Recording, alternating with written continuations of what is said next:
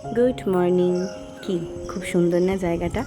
আজকে হাঁটতে হাঁটতে অনেকটা দূরে চলে এসেছি, আর এসে দেখলাম যে এখানকার সিনারিওটা এতটাই সুন্দর যে ব্লগটা এখান থেকে স্টার্ট করার লোভ আর সামলাতে পারলাম না। এই জায়গাটায় মুক্ত বাতাসের স্বাদ তো ছিলই, সাথে কি ছিল বলো তো? একটা খুব মিষ্টি মেঠো গন্ধ। তাহলে আরও একটা নতুন দিনের ব্লগে সবাইকে ওয়েলকাম।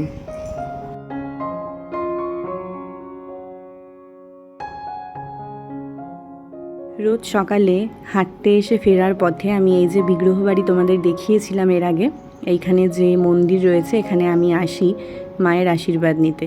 যদিও মন্দিরটা রোজই বন্ধ থাকে, কোনো দিনই খোলা পাওয়ার সৌভাগ্য আমার হয় না, যেহেতু অনেকটাই সকাল।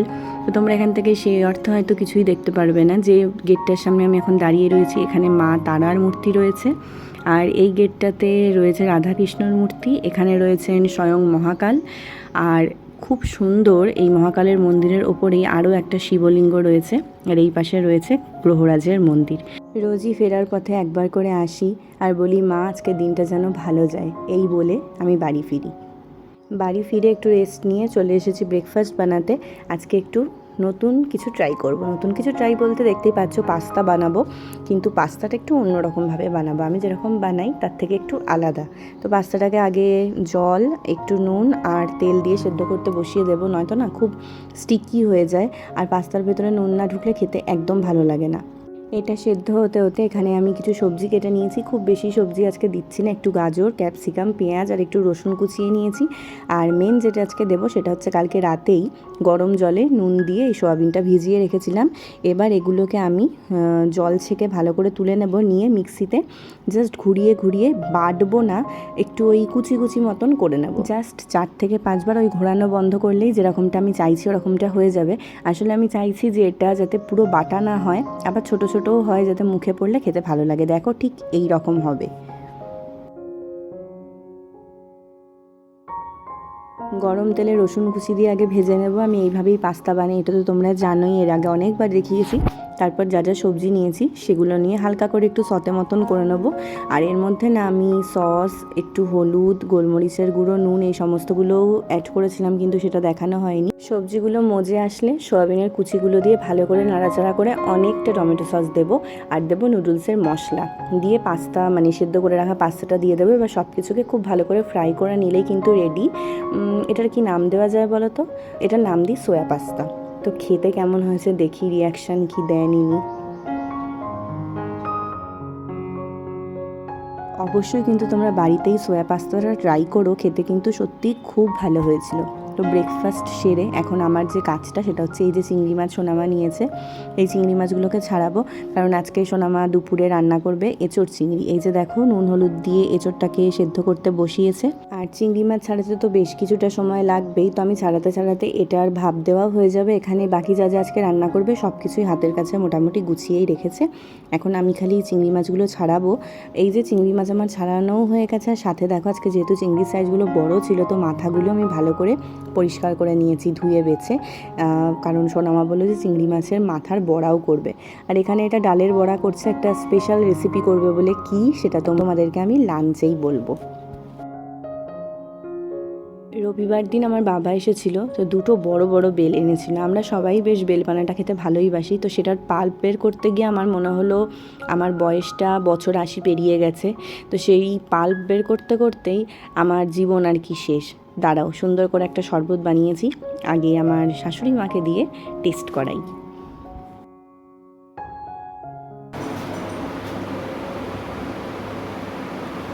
কাজের মধ্যে এরকম একটা শরবতের গ্লাস পেতে বেশ ভালোই লাগে।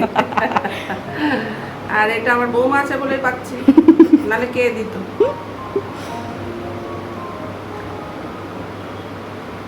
হেবি সুন্দর।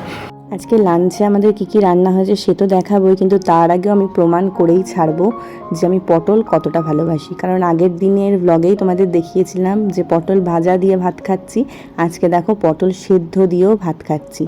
আর রয়েছে ভাত, সাথে রয়েছে এখানে চিংড়ি মাছের মাথার বড়া, যেটা খেতে অসাধারণ লাগে। আর এইটাই মেনলি তখন সোনামা বানাচ্ছিল, যার জন্য ডালের বড়া ভাজছিল। ওটা হচ্ছে চাপড় ঘন্ট, আর এটা হচ্ছে এঁচোড় চিংড়ি। তো এই হচ্ছে আমাদের আজকে লাঞ্চের মেনু। আর শেষ পাতে প্রতিদিনের মতোই রয়েছে আমাদের খুব খুব খুব পছন্দের টক দই।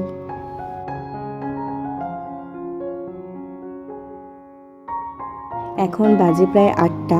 সন্ধেবেলায় আজকে আমি ব্লগটা কন্টিনিউ করতে পারিনি, কারণ কিছু গেস্ট এসেছিলেন, তো আমি তাদের আপ্যায়নেই ব্যস্ত ছিলাম।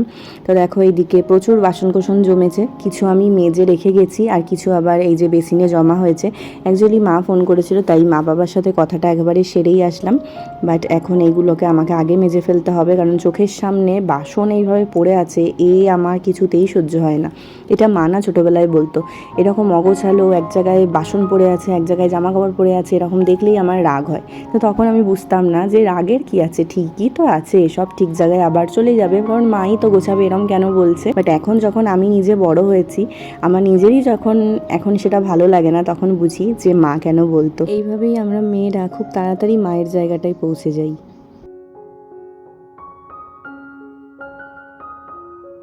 বলো তো দেখি, এটা এখন আমি কি বানাচ্ছি? একদম ঠিক ধরেছ, এখন এটা বানানো হচ্ছে আমের আচার। সোনামাই এত দূর অবধি পুরোটা রেডি করে দিয়ে গিয়েছিল, এখন খালি ভালো করে গুড়ের সাথে এটাকে জাল দিয়ে, মানে আরেকটু জাল দিয়ে মশলা মেশাতে হবে। তো সোনামা আজকে দোকান খুলেছে, তাই ভাবলাম এই কাজটা আমিই করি।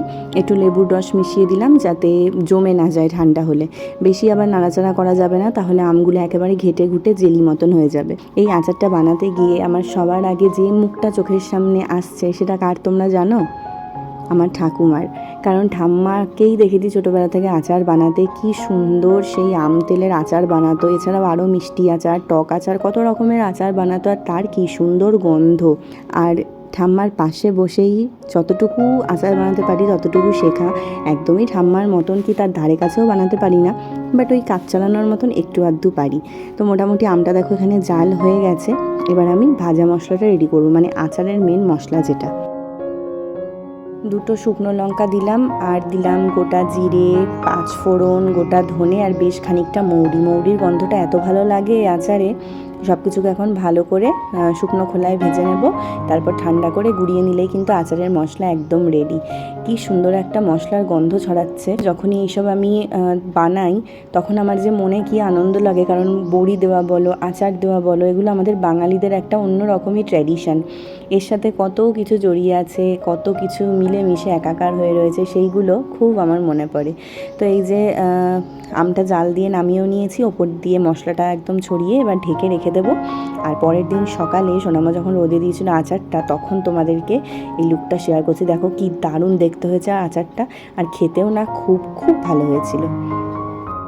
কোথা থেকে যে একটা দিন শুরু হয় আবার শেষও হয়ে যায়, আজকাল সেটা বুঝতেই পারি না। এতগুলো কাজের মধ্যে দিয়ে দিন যে কীভাবে এগোয় সত্যিই বোঝা যায় না।